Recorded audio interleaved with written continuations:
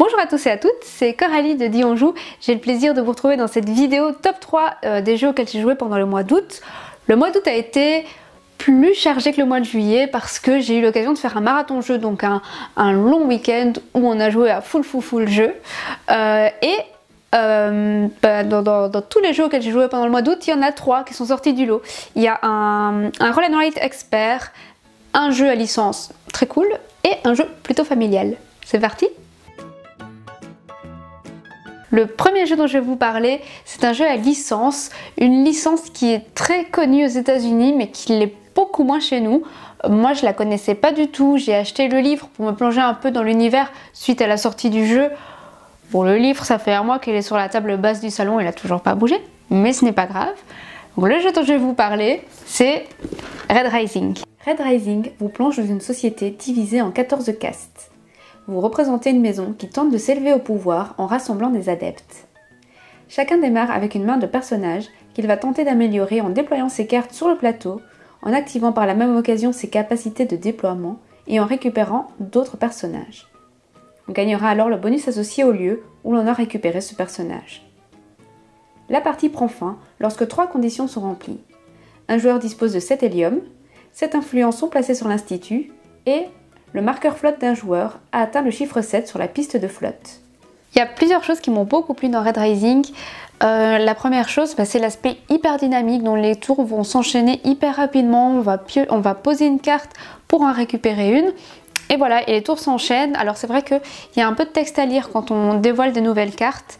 Parce que il y a les effets de pause, parce qu'il y a en bas de la carte les façons de scorer de la carte. Mais personnellement, moi, ça m'a pas dérangé. Je peux comprendre que ça dérange certaines personnes. Moi, c'est pas du tout un élément qui me perturbe ou qui me dérange pendant ma partie. Et alors, un élément qui est très bien fait, je trouve, c'est que y a un paquet de cartes qui est énorme. Donc ça rajoute une rejouabilité qui est folle. Ça a l'inconvénient que quand là dans votre petit encadré comment scorer avec la carte en fin de partie, on vous demande une carte en particulier, vous risquez de jamais l'avoir passée parce que justement le paquet est énormissime.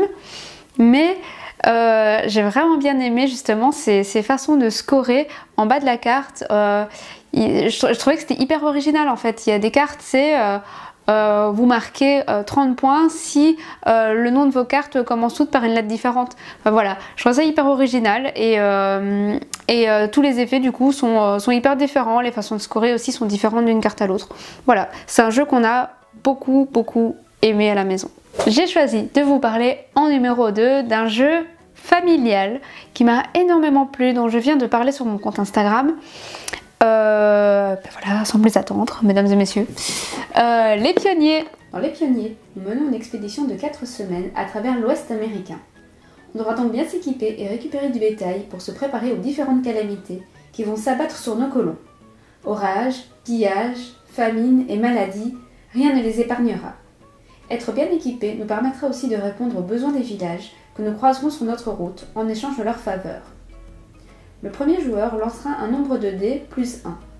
Il choisira alors un dé, accomplira son action et passera les dés restants à son voisin. C'est le dé inutilisé qui déterminera quel marqueur avancer sur la piste des désastres. Pourquoi les pionniers c'est si bien?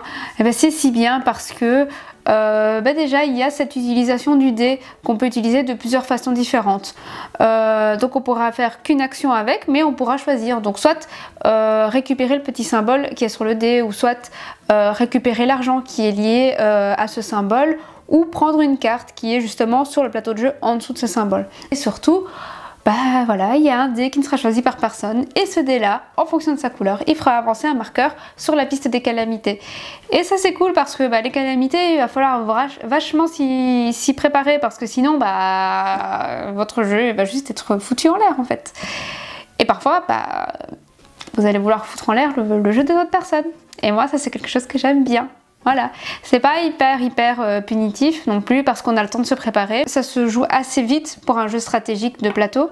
Et donc pour tout ça, les pionniers, ça en fait un excellent jeu familial. Et enfin, le jeu que j'ai le plus aimé découvrir pendant ce mois d'août, c'est un jeu qui reprend les codes de l'exploration de donjons mais sous forme de roll and write. C'est Paper Dungeons. Et donc comme je le disais, Paper Dungeons c'est un jeu de roll and write, un jeu expert et dans lequel votre groupe de héros va s'enfoncer au cœur d'un donjon. On lance les dés et on en sélectionne 3. Ces dés vont nous servir de multiples façons. Pour augmenter le niveau de nos héros, pour obtenir des objets magiques, des potions et surtout pour se déplacer dans le donjon. Mais l'exploration du donjon ne se fera pas sans obstacles. À l'intérieur, de nombreux pièges, monstres et boss nous attendent. Paper Dungeons, c'est aussi une course aux gemmes et aux objectifs qui ne seront disponibles que pour ceux qui les atteindront en premier. J'ai adoré Paper Dungeons pour plein de raisons différentes. La première raison, c'est le thème, l'exploration de donjons qui est, je trouve, hyper bien mise en œuvre dans ce roll and write. Bon, tout d'abord, on commence avec un groupe de héros qui est au niveau 1, donc des gros noobs, qu'on va devoir justement level up pour pouvoir affronter les monstres qui seront d'un niveau de plus en plus élevé au fur et à mesure de la partie. Chaque monstre a sa petite faiblesse, donc il y en a par exemple c'est le religieux et donc on va dire que le niveau du religieux comptera pour double pour ce monstre là. Voilà, il faudra aussi équiper nos héros avec des petits objets qui vont leur permettre d'avoir des pouvoirs spécifiques comme passer à travers les murs.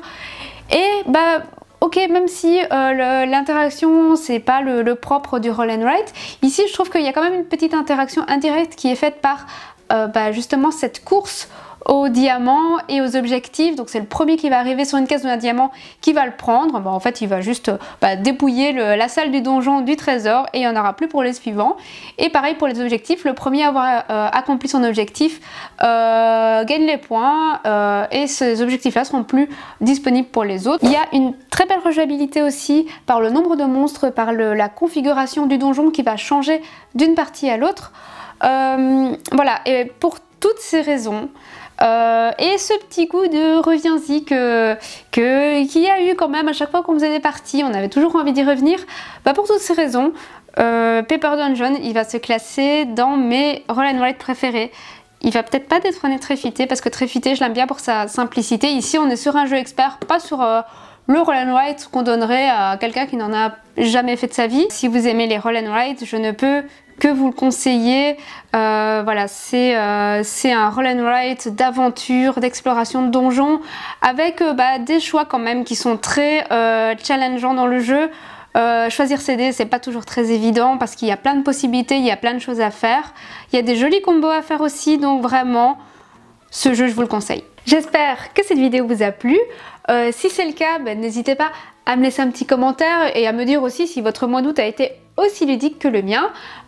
Et puis comme d'habitude, n'hésitez pas à liker, à partager, à vous abonner aussi. Et moi je vous dis à très vite pour une prochaine vidéo. Salut!